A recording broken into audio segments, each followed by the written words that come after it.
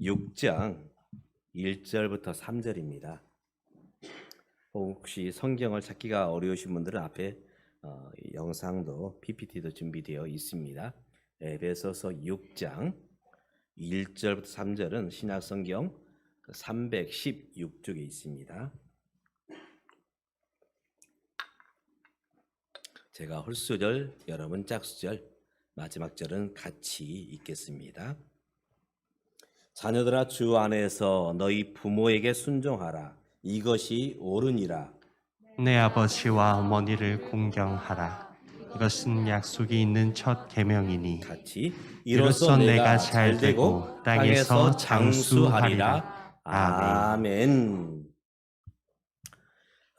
여러분 구구단을 아실 것입니다. 구구단. 언제 이 구구단을 외우던가요? 초등학교? 몇 학년 때요? 예, 제 기억으로는 아마 2학년 때 같은데, 여러분 보시기에 제가 공부를 참 잘했습니다만은 제가 초등학교 때는 거의 먹고 노는 국민학생이었어요. 그러다 보니 학교의 수업은, 학교에서 받는 수업들은 저하고 상관이 별로 없었습니다. 그저 열심히 놀고 또 놀고 또 놀고. 아마 제가 일찍부터 아마 풍류를 알았던 것 같아요. 아마 그때 제가 정말 감명 깊게 들었던 이야기가 노세 노세 젊어서 노세. 예, 제가 일찍 그런 부분을 알았기 때문에 국민학교 때는 공부와 담 쌓고 열심히 놀았습니다. 그러다 보니 이 구구단을 외울 그런 시간, 이제 학년이 되었는데 구구단을 못 외웠어요. 열심히 노는 그 일에 몰두하다 보니 이 구구단은 잘 못 외웠습니다. 그래서 이제 한 2주간 동안은 학교에 남아서 저처럼 잘 못 외우는 그런 친구들과 함께 방과후 수업, 개인 지도를 받았던 것 같습니다. 여러분, 왜 구구단을 외워야 될까요? 그냥 외우라고 시키니까. 네, 물론 그럴 수도 있지요. 사실 구구단이나 덧셈 뺄셈은 산수의 기본입니다. 산수의 기초예요. 이 구구단을 외울 수 있어야 우리가 덧셈, 뺄셈, 곱셈을 또 나눗셈을 자유롭게 할 수가 있지요. 그래야 어려운 수학 문제도 힘들지 않게 풀어낼 수가 있습니다. 기초는 사실 쉬운 게 아니라 중요한 것입니다. 한번 따라서 해봅니다. 기초는 쉬운 게 아니라 중요한 거다. 우리 건물을 세울 때에도 가장 먼저, 가장 공들여서 하는 작업이 뭐냐? 기초공사예요. 기초공사가 잘못되면 건물이 흔들립니다. 또 건물이 무너져요. 그렇기 때문에 기초는 쉬운 게 아니라 가장 중요합니다. 그래서 이 기초공사를 하는데 많은 시간을 투자를 합니다. 대충 보이지 않는다고 하면은 그 건물은 오래가지 못합니다. 건물을 튼튼히 또 아름답게 높이 쌓아내면 기초공사를 잘해야 되는 것입니다. 신앙에도 기초가 있어요. 우리 예배 때마다 고백하는 고백문이 있습니다. 이건 외우는 게 아니에요. 우리가 예배를 시작할 때 무엇을 고백합니까? 사도신경. 당신은 뭘 믿소? 사람 물어봅니다. 집사님, 당신이 믿는 신앙이 뭐야? 또 믿지 않는 이제 사람들이 우리에게 물어요. 이보, 당신은 교회 나가서 예배를 드린다고 하는데 도대체 뭘 믿는 거요? 믿음의 내용이 뭐요? 그러면 나는 이걸 믿어요 하면서 소개하는 또 고백하는 바로 그 고백문이 사도신경입니다. 이단들이나 또 믿음이 없는 분은 이 고백을 도저히 할 수가 없습니다. 오직 믿음의 사람만 이 사도신경 고백문을 고백하고 또 함께 외우는 것입니다. 제가 매일 이제 사도신경 이제 강의를 제가 우리 단톡방에 올려드리고 있습니다. 크리스찬 베이직 김동호 목사님이 이제 강의하신 또 설교하신 말씀인데 제가 매일 유튜브에 있는 것을 링크를 해서 우리 단톡방에 올리고 있습니다. 왜냐하면 우리가 지난 코로나를 겪으면서 한 2년의 시간을 참 많이 힘들고 어려운 시간들을 보냈습니다. 그러다 보니 우리의 믿음이 점점 약해지는 모습을 봅니다. 사랑도, 남녀 간의 애틋한 사랑도 만나야 정이 싹 터요. 만나야 그 정이 더 배가가 됩니다. 만나지 않고 그저 전화로만, 그저 편지로만 안 됩니다. 만나야 되는 것입니다. 우리가 온라인 예배, 또 영상 예배 드릴 수는 있어요. 그러나 이 예배는 약해집니다. 사실은 대면하여 우리가 예배를 드릴 때만이 거기에서 힘이 있지요. 이처럼 기초는 중요한 것입니다. 어느 초등학교, 어느 국민학교에서 한 선생님이 학생들에게 묻습니다. 얘들아, 너희가 만약 새라면 어떤 새가 되고 싶냐? 또 그 새가 되고 싶은 이유가 뭐냐? 제일 앞에 있던 이제 지전파 학생이 얘기합니다. 예, 저는 꾀꼬리가 되고 싶어요. 꾀꼬리. 왜냐하면 저는 노래를 잘하고 싶거든요. 노래. 그래서 꾀꼬리가 되고 싶다. 또 한 학생은 이렇게 말합니다. 저는 종달새가 되고 싶어요. 그래서 정말 많은 사람들에게 활력을 심어주고 싶습니다. 종달새. 또 학생이 막 얘기합니다. 저는 까치가 되고 싶어요. 그래서 사람들에게 좋은 소식을 알려주고 싶어요. 저는 앵무새가 되고 싶어요. 그래서 외로운 사람들에게 친구처럼 저는 용기를 주고 싶어요. 저 뒤에 있는 한 학생이 고개를 푹 숙이고 있습니다. 지금도 고개를 숙이는 분이 계시는데요. 예, 고개를 드셔야 됩니다. 그러면서 고개를 숙이고 있는 그 학생이 조용히 이렇게 말합니다. 저는 까마귀가 되고 싶어요. 어떤 새요? 까마귀. 어우, 잘 들으셨네요. 까마귀가 되고 싶어요. 애들이 박장대소합니다. 여러분, 까마귀가 보기 좋지요? 아름답죠? 목소리가 정말 예쁘죠? 전혀 상관이 없습니다. 목소리는 투박하고 생김새도 좀 약간은 좀 이상해요. 이때 선생님이 묻습니다. 야, 너 왜 까마귀가 되고 싶니? 했더니 이 친구가 참 중요한 얘기를 합니다. 비록 그 모습은 아름답지도 않고 그 목소리는 참 이게 듣기가 좀 거북하지만 이 까마귀는 바로 부모 까마귀를 생각하는 그런 새다. 어떤 새는 예쁘고 목소리가 좋고 근데 그 새들은 부모 새를 전혀 돌아보지 않더라. 그런데 까마귀는 이제 어렸을 때 부모를 통해서 먹이를 먹으면 이제 그 부모가 늙어지면 이 새끼 새는 자라서 부모에게 먹이를 물어주는 그런 일을 합니다. 그래서 저를 낳아주시고 길러주신 우리 부모님을 생각하면서 나는 까마귀가 되고 싶습니다. 해서 나온 고사성어가 있죠. 한문에 반포, 지요. 바로 까마귀. 오늘은 어버이 주일입니다. 어버이 주일. 오늘 우리가 이 어버이 주일을 지내면서 어떻게 우리 부모님을 생각하며 어떻게 우리 부모님께 대해야 되는가? 오늘 말씀을 통해서 저와 여러분이 함께 결단할 수 있기를 주님의 이름으로 축복합니다. 아멘.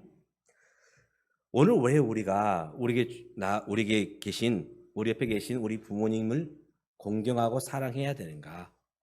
바로 그것은 사람으로서 마땅히 지켜야 할 기초이기 때문에 그렇습니다. 한번 따라합니다. 사람으로서 마땅히 행할 기초이다. 그렇습니다. 우리가 이 땅에 태어날 때에 제일 먼저 대하는 사람이 누굴까요? 바로 어머니요, 아버지입니다.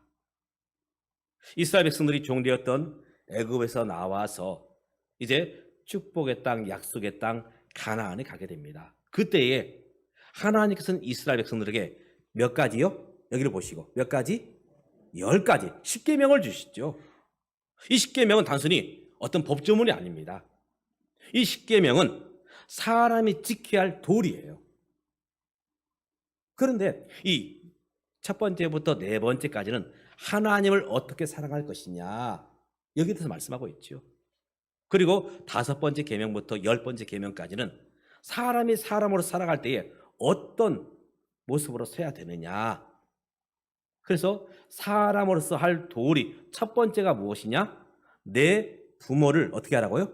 공경하라. 내 부모를 공경하라. 내 부모를 사랑하고 또 부모님을 사랑하라는 것이죠. 바로 이것이 사람이 지켜야 될 도리입니다. 십계명을 자세히 보면 상과 벌이 있어요. 상과 벌이 있습니다. 그래서 어떤 상이 주어지고 어떤 벌이 주어지느냐? 두 가지입니다. 하나님을 사랑하는 자에게 하나님은 은혜를 베푸시는데 몇 대까지요? 수천 대까지 하나님께서는 은혜를 베푸시며 그에게 복 주시겠다 약속하고 있죠. 하나님을 사랑하는 자에게. 두 번째로 사람에 대해서 하나님은 약속을 할 때에 바로 내 부모를 공경하는 때에 하나님은 어떤 복을 주시느냐? 내가 땅에서 잘되고 장수할 것이다. 하나님을 사랑하는 자, 내 부모를 사랑하는 자에게 하나님은 이런 상을, 복을 주시겠다 말씀하고 있습니다. 그러나 그렇게 하지 못할 때에는 그 반대의 모습이 있습니다. 하나님을 사랑하지 않을 때에 보응하시는데 3, 4대까지 보응하시겠다. 벌을 주시겠다는 것입니다. 또 내 부모를 공경하지 않을 때에 바로 땅에서 잘되거나 장수하지 못할 것이다. 바로 그런 말씀을 주고 있는 것이죠. 사랑하는 믿음의 가족 여러분, 바로 부모 공경은 사람이 사람으로서 가져야 될 가장 기본이 되는 도리인 것입니다. 또 우리는 왜 우리 부모에게 순종하고 공경해야 되는가? 이제 실질적으로 왜 우리가 우리 부모님을 공경하고 사랑해야 되는가? 먼저 우리 부모님은 나를 낳아주신 분이기 때문에 그렇습니다. 낳아주신 분. 솔로몬을 통해서 잠언 말씀을 주셨는데요. 잠언 23장에 보면 이렇게 말씀합니다. 너 낳은 아비에를 청종하라. 너 낳은 아비에게 청종하라. 또 계속해서 너 낳은 어미를 기쁘게 하라. 오늘 저와 여러분이 하늘에서 뚝 떨어졌죠? 그런 인생은 없어요. 다 우리 부모님을 통해서 우리가 이 땅에 태어났습니다. 저절로 온 인생은 없습니다. 하나님께서는 우리를 이 땅에 보내시기 위해서 어떤 통로를 써주셨느냐? 바로 우리의 아버지요 어머니란 통로를 통해서 이 땅에 우리를 보내주셨습니다. 바로 우리를 낳게 하신 분, 있게 하신 분, 바로 그분이 우리 부모님이세요. 더 나아가서 우리 부모님이 있기 때문에 오늘 우리가 이렇게 자란 것입니다. 그저 낳았다고 해서 그 사람이 생명을 유지하고 자라갈 수 있느냐? 그렇지 않습니다. 돌봄을 받아야 돼요. 돌봄. 제가 시골에 살아갈 때에 송아지는 태어난 지 한 1시간, 2시간, 길게는 한 30시간 되면 혼자 힘으로 일어나요. 그리고 걷고 뛰기도 합니다. 근데 사람은 어떻습니까? 참 사람처럼 느린 동물이 없어요. 겨우 엄마 젖을 빨고 1년을 지나야 이제 서고 걷고. 제가 이제 57세인데요. 이제 조금 사람의 사는 그런 도리를 깨닫는 것 같아요. 참 남자들이 여기 계시는 남자들은 안 그러지만 남자들이 철들기가 참 쉽지 않아요. 남자뿐이겠습니까? 바로 부모님의 그 사랑, 바로 그분들의 돌봄 때문에 저와 여러분이 여기까지 온 것이죠. 낳아 주셨고 또 이렇게 양육해 주셨기 때문에 우리가 우리 부모님을 공경하고 사랑해야 되는 것입니다. 그런데 과연 그렇게 살고 있느냐? 이사야 선지자를 통해서 우리에게 주신 말씀이 있습니다. 물론 이 말씀은 이스라엘 백성들이 하나님을 떠난 그런 잘못된 그런 모습도 있지만 또 함께 그 당시 사람들이 자기를 낳아준, 키워준 부모님을 돌아보지 않는 것에 대한 책망이기도 합니다. 하늘이여 들으라, 땅이여 귀를 기울이라. 여호와께서 말씀하시기를 내가 자식을 양육하였거늘 그들이 나를 거역하였도다. 소는 그 임자를 알고 나귀는 주인의 구유를 알건만은 이스라엘은 알지 못하고 나의 백성은 깨닫지 못하는도다. 저희 집에 가면 애완견이 있는데요. 가면 주인을 알아봐요. 그리고 주인이 맛있는 것을 주면 저희는 깎아러 가는데요. 그 깎아를 주면은 막 꼬리를 흔들고 앵기고 또 그 혀로 핥고 사랑의 진한 표현을 합니다. 짐승도 그래요. 하물며 저와 여러분은 사람이거든요. 바로 나를 낳아주신 우리 부모님, 나를 길러주신 우리 부모님, 바로 그분을 사랑하고 또 그분을 공경하는 것이 마땅한 도리인 것입니다. 그리고 특별히 하나님은 바로 부모님을 공경하고 사랑하는 자에게 축복을 약속하고 있습니다. 서두에 말씀드린 것처럼 어떤 축복을 약속하셨느냐? 내 부모를 공경하라. 그리하면 내가 땅에서 잘 된다. 땅에서 잘 된다. 우리가 계획을 세워봅니다. 중요한 것은 내가 원한다고 다 이루는 게 아니더라고요. 복을 주시는 분이 복을 주셔야만이 우리가 그 복을 누릴 수 있습니다. 이 잘 되는 비결, 복 받는 비결이 어디 있느냐? 하나님께서 복을 주셔야 되는데 그 방법이 뭐냐? 내게 주신 부모를 공경하라는 것입니다. 그러면 우리가 이 땅에서 우리의 삶이 바로 복받게 된다는 것입니다. 또 함께 우리 부모님을 공경할 때 하나님은 우리에게 어떤 복을 주시느냐? 장수하게 될 것이다. 수의 축복을, 바로 생명의 축복을 우리에게 주시겠다는 것이죠. 성경에는 많은 믿음의 사람들이 하나님을 섬긴 것처럼 우리 부모님, 자신들의 부모님에 대해서 공경하고 사랑했던 많은 이들이 있습니다. 대표적인 예가 누구냐? 저는 꼭 집어서 말하라 한다면 룻입니다. 룻은 사실은 유대인이 아니죠. 이스라엘 백성이 아닙니다. 이방 여인, 모압 여인이었어요. 그가 이제 이 나오미 가정에 시집을 옵니다. 엘리멜렉과 나오미 가정에 시집을 오는데 그만 이제 남자들이 다 죽어요. 시아버지도 돌아가시고 또 남편도 또 시동생도 돌아가시게 됩니다. 세 여자가 남았어요. 시어머니 나오미, 그리고 동서 이제 오르바, 그리고 룻. 시어머니 나오미가 말합니다. 이제 우리 집안에 남자가 없으니 친정으로 가라. 오르바는 친정으로 돌아갑니다.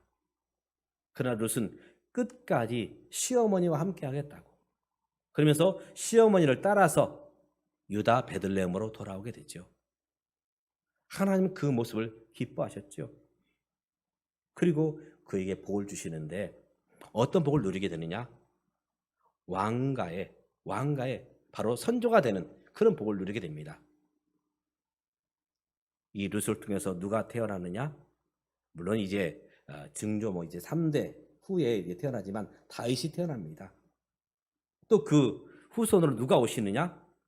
바로 우리가 섬기는 예수 그리스도가 태어나시게 됩니다. 비록 이방 여인이었지만 시어머니 나오미를 섬기며 사랑할 때에 그런 복을 허락해 주셨지요. 그러나 하나님은 부모를 공경하지 않을 때에 분명히 하나님은 징계하실 것을 말씀하고 있습니다. 레위기 20장에 보면 무릇 그 아비나 어미를 저주하는 자는 반드시 죽일지니 그가 그 아비나 어미를 저주하였은즉 그 피가 자기에게로 돌아가리라. 출애굽기 21장에도 자기 아비나 어미를 치는 자는 반드시 죽일지니라. 그 아비나 어미를 저주한 자는 반드시 죽일지니라. 신명기 27장에도 그 부모를 경홀히 여기는 자는 저주를 받을 것이라 할 것이라. 왜 이렇게 했을까? 어떤 분들은 이 기독교에 대해서 오해하는 분들이 있어요. 어떻게 조상을 몰라봐? 아닙니다.